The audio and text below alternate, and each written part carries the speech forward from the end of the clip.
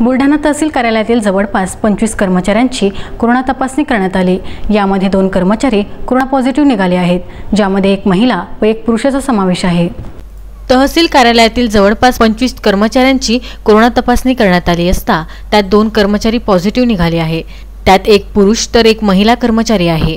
तहसील कार्यालयात अनेक कामासाठी ग्रामीण भागातून मोठ्या प्रमाणात लोक येतात व कर्मचारी त्यांच्या संपर्कात येतात। आपले अधीनस्थ अधिकारी कर्मचारी व त्यांच्या परिवाराची काळजी घेत एकदा तरी कर्मचाऱ्यांची कोरोना तपासणी व्हावी म्हणून बुलढाणा तहसीलदार संतोष शिंदे यांनी बुलढाणा जिल्हा शल्य चिकित्सक यांना पत्र देऊन कोरोना तपासणी करण्याची मागणी केली।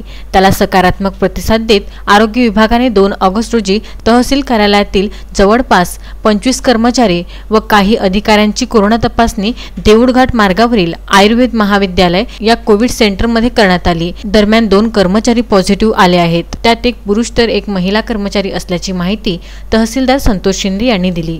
प्रशांत खंडारे, विदर्भ न्यूज, बुलढाणा।